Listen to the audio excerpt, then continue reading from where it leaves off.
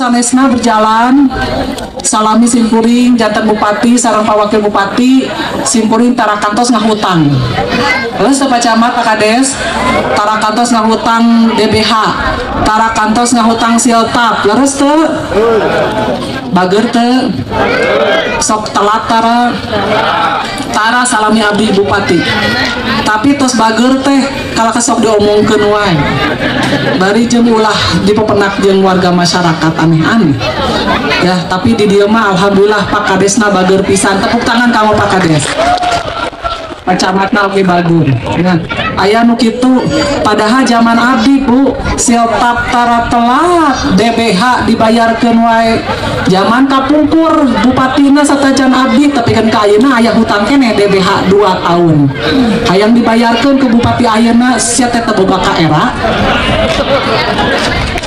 hari gitu 2 tahun 1 tahun harusnya mah 3 tahun tapi nu 1 tahun terus dibayarkeun sarku abdi harita da akur keneh harita mah ku abdi dibayarkeun 28 miliar da bisi ditagih ku desa terus teu Pak Jaya ayeuna 2 tahun deui antepkeun tong dibayarkeun kur minta bantuan dewan ayeuna teh saha nu ngahutang saha nu kudu mayar matakan jadi bupati teh sing leres entong pencitraan wae gitu kan ini pencitraan wae si curik wae bari jeung heueuh teh bener teh 2 tahun Pak Kades DBH zaman bupati baheula 2 tahun tadi dibayarkeun zaman Ambu Anda mah can pernah DBH tadi dibayarkeun leres teh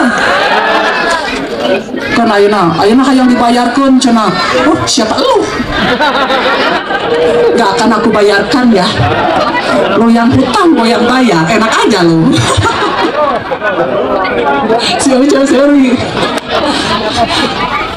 astagfirullah kayak Bu tapi abdi mah tetiasa abdi mah jalmina lempeng Bu abdi mah bupati aturan truk sabodo teuing rek diomongkeun cek batur kieu sabodo teuing yang penting sesuai aturan saking ku lempeng-lempengna batur kadang anu teresep ya abdi mah nyamakna kena aturannya bisa tidak boleh tidak nah Bu itu Pak Kadesnya wartosan kanu sanesna kan seueur para kades anu engal jadi teu apal sejarah zaman Ambu Anu mah DBH tidak pernah saya telat DBH dibayarkan kamari kaganggu kurantaran aya kacamak ku hansip ya karena kan ADD siltap teh mengacu kepada DAU 10% DAU di pusatna dikirangan pas di etan 10% teh kirang otomatis eta mah ada dina sistem karena DAU di pusatna kurang jadi siltapna oge jumlahna kirang nah ieu hansip lamun teu dialihkeun kana DBH moal ngacekapan dina siltap sanes siltapna nu dikirangan ku Ambu Anu sanes jumlahna tapi siltap mengacu kepada DAU ka Purwakarta ti pusatna dikirangan otomatis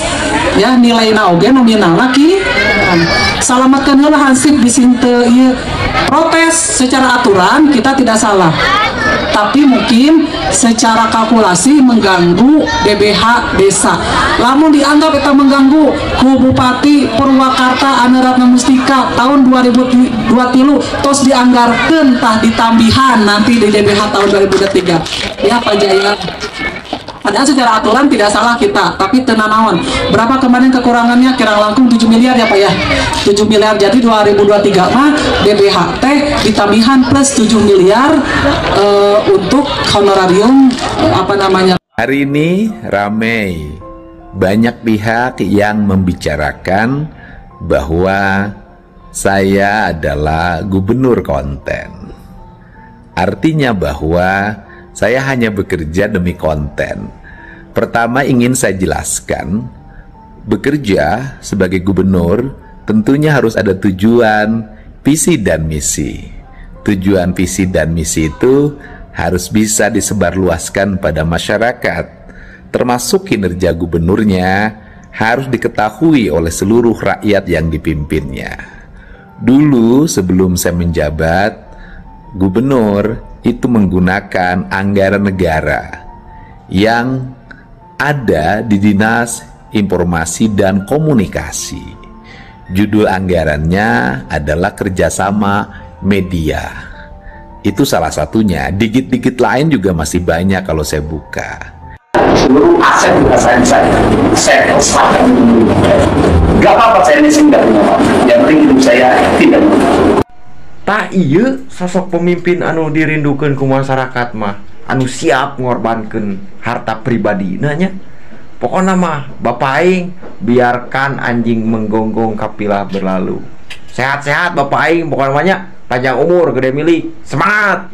Jadi pemimpin itu ada defisit sekitar 300 miliar. Oh, itu ilmu saya. Saya tahu saya tidak akan defisit. Kenapa? Saya tahu bahwa PJ yang mengganti saya tidak akan belanja pembangunan. Di mana-mana ingin cari aman. Yang penting habisin dana rutin. Maka saya waktu itu saya duluin, saya bikin pembangunan 3 kali lipat di periode terakhir. Untuk apa? Agar minus. Untuk apa? Agar PJ menggantikan saya tinggal bayar utang karena dia tidak mungkin membangun.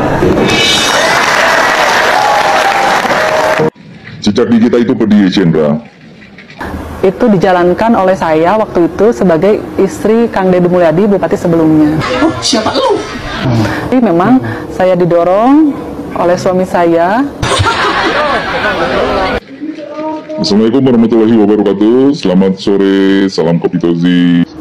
Tetapi juga saya tidak menyangka juga bahwa gerakan saya ke masyarakat itu berdampak secara politis, yang akhirnya masyarakat sangat mengharapkan bahwa estafet pembangunan Kabupaten Purwakarta itu dijalankan oleh saya waktu itu sebagai istri Kang Deddy Mulyadi, Bupati sebelumnya. Oh, siapa lu?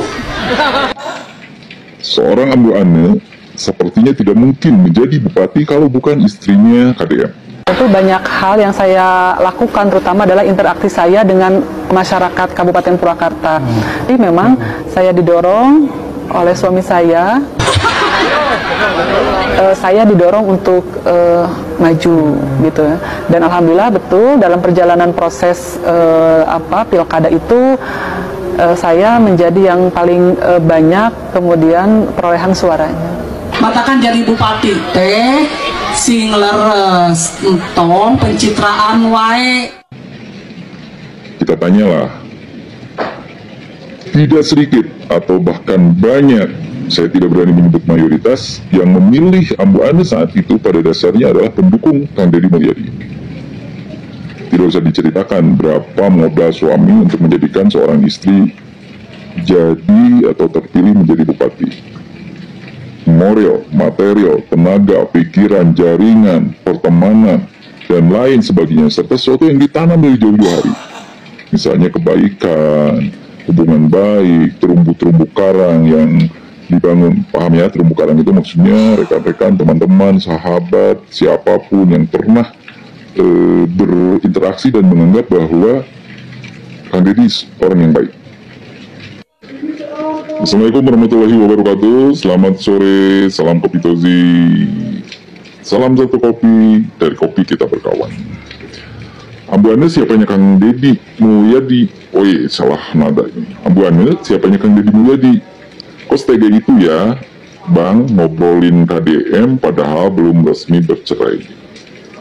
Saya juga tidak mau ikutan ngobrolin masalah keluarga ya, kalau ini memang masalah keluarga. Tapi kita lihat jejak digitalnya. Jejak digital itu biasanya agak pedih, Jenderal. Tonton video-video berikut ini selengkapnya. Kami serahkan kepada seluruh netizen kasta tertinggi dunia online untuk mengomentarinya atau sekedar membaca komentar teman-teman yang lain. Silakan. Teman-teman lebih cerdas. Jadi gimana? Pendapat Ibu tentang Ambu Ane yang ngobrolin mantan, Ibu dulu. Saya kira ya kalau yang namanya mantan mah tidak perlu diungkap-ungkap lagi. Lebih baik kita berbicara tentang hari ini ke depan. Terus mengenai hal-hal yang negatif tentang mantan, apalagi itu mantan suami, seharusnya kita lebih menghargai perasaan tentang perasaan anak. Silakan. Kalau menurut saya kurang bijak ya Ibu Ane berbicara seperti itu apalagi di depan halayak umum dan posisi beliau sebagai bupati, karena posisinya saat ini masih istri masih proses ya untuk berpisah, tapi kan masih istrinya Pak Dedi. Kalau untuk bicara seperti itu kayaknya kurang pas gitu. Terima kasih Ibu, terima kasih juga. Dan setelah lama tak terdengar kabarnya, mantan Bupati Purwakarta ini kembali menjadi sorotan. Bukan karena kiprah politiknya, melainkan karena dua hal yang kontras. Pernikahan barunya dengan seorang pejabat PLN bernama Iskandar, dan kasus hukum yang menyeret namanya dalam dugaan gratifikasi mobil mewah.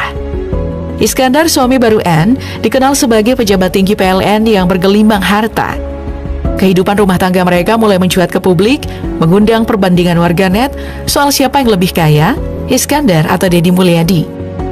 Iskandar merupakan sosok yang menonjol dalam dunia korporasi dan sosial, menjabat sebagai Ketua Umum Yayasan Baitul Ma'al PT PLN Persero. Ia juga pernah menduduki posisi Vice President Keuangan di PT Pelayaran Bahtera Adiguna, anak perusahaan PLN yang bergerak di bidang pelayaran. Keterlibatannya dalam kegiatan sosial bersama Pemkab Purwakarta semasa Anne menjabat sebagai bupati menunjukkan dedikasinya terhadap pelayanan publik. Menurut laporan harta kekayaan penyelenggara negara, Iskandar yang memiliki total kekayaan 1,3 miliar rupiah yang mencakup tanah dan bangunan senilai 900 juta rupiah, alat transportasi sebesar 487 juta rupiah, serta kas dan setara kas sekitar 44 juta rupiah. Pria kelahiran Klaten, Jawa Tengah ini dikenal memiliki minat dan olahraga dan membaca buku. Pernikahan Iskandar dengan Anne pada 16 Desember 2023 menarik perhatian publik, terutama karena berlangsung hanya 3 bulan setelah perceraian Anne dengan Deddy Mulyadi. Dengan latar belakang yang kuat di bidang keuangan dan kepedulian sosial, Iskandar diharapkan dapat menjadi pendamping yang stabil bagi Anne dalam menghadapi berbagai tantangan. Namun, alih-alih tampil bersama suami barunya di depan publik, Anne justru semakin jarang terlihat. Namanya kembali muncul pada awal Februari 2025 ketika ia diperiksa selama berjam-jam oleh Kejaksaan Negeri Purwakarta terkait dugaan gratifikasi berupa 1 unit Toyota Innova Hybrid.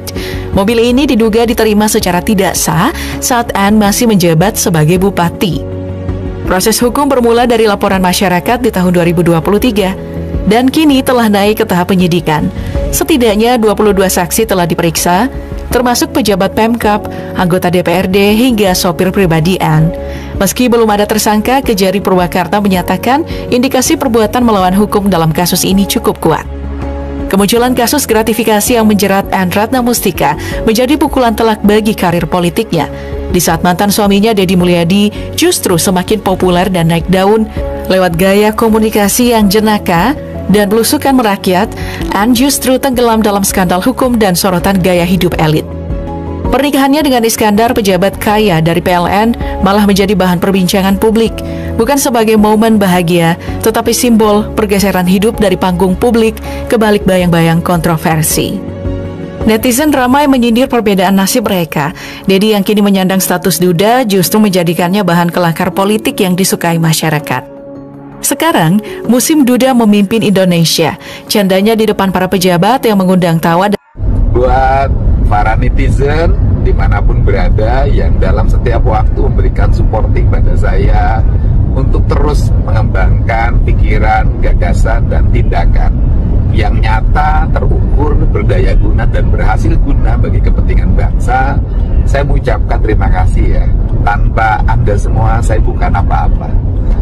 Kemudian juga saya sampaikan mengenai kalimat gubernur konten dari Pak Rudi Masud, sahabat saya, Gubernur Kalimantan Timur. Itu sebenarnya tujuan awalnya dia itu ingin muji saya. Jadi tidak ada tujuan memberikan stigma negatif. Karena saya tahu beliau sejak dulu sahabat saya di Partai Golkar dan sampai hari ini masih bersahabat dengan baik. Bahkan sering memberikan supporting, semangat pada saya untuk terus mengembangkan pikiran dan gagasan. Jadi kalimat awalnya begini, Kang Deddy gubernur kontennya top. Tujuannya adalah konten-konten Kang Deddy itu top sebagai gubernur.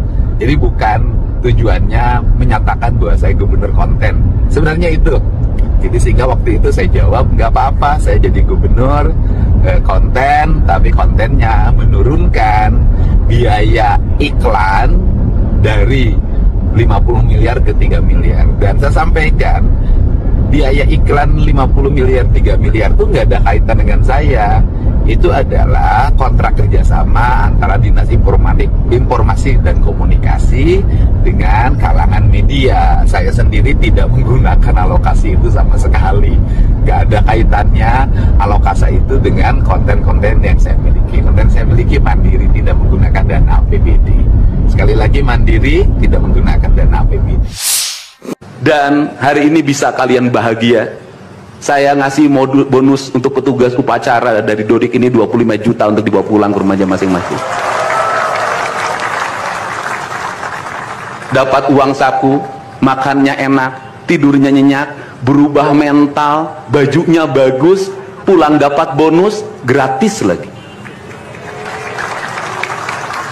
Dan tentunya buat petugas yang lain juga kita siapkan 25 juta. Nanti ditanya lagi, itu duit dari mana? Ladang onten.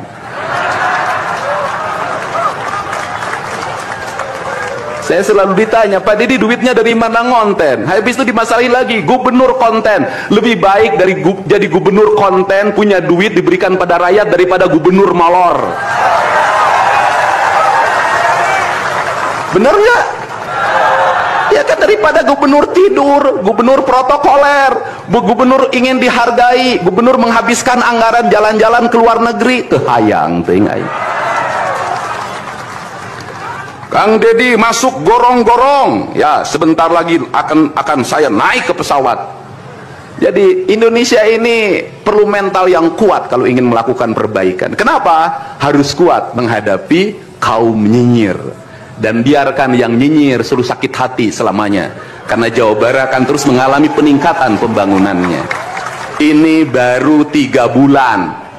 100 hari itu tanggal 30 Mei, 100 hari kepemimpinan saya. Belum 100 hari sudah banyak orang yang kepanasan, apalagi 5 tahun.